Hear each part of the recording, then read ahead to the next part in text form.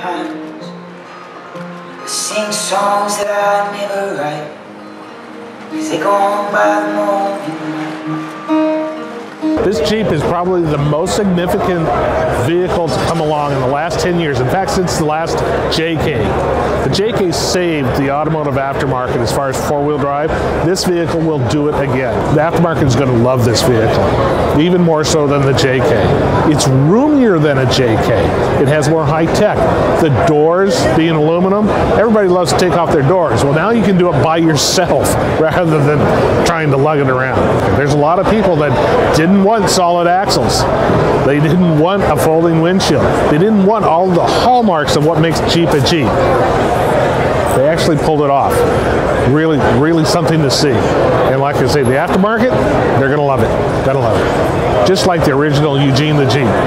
This will take your family, it'll take just you put the canoe on the top, go camping, or just go to the store. And what does that mean for the aftermarket? Even more people that will come in and buy stuff for this vehicle.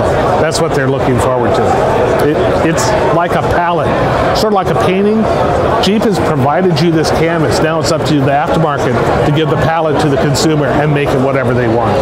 One of the things I'm really interested to find out more about the JL is that talking to the engineers is they've actually protected for a lot of the aftermarket. So anyone who's familiar with the JL and or the JK rather, and knows some of the pitfalls such as the vacuum accumulator being in the same spot as the winch, that's been moved on the JL. You know, little things like that where they took into account. Upfitter switches are standard already, really easy to hook up air compressors and lights and things like that. Overall, the vehicle has been protected for 35-inch tires as well. The possibilities for axle upgrades and suspension upgrades and new wheels and tires and lights and bolt-ons. If you look at the cowl over there at the base of the A-pillar, what's really interesting is when we talk about Jeep protecting for the aftermarket, there are two bolts that are in that cowl panel.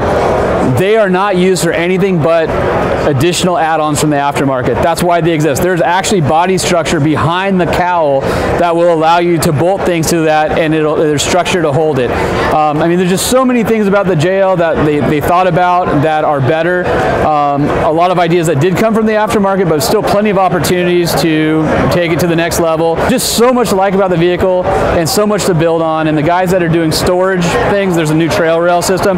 There's MOLLE system on the back of the front seats on the Rubicon, as well as the tailgate. So MOLLE packs will go right on there. So there'll be a huge opportunity in soft goods. Just overall, they did a great job. I'm really excited, and I think our readers are really excited about the new JL. I sing songs that I never write.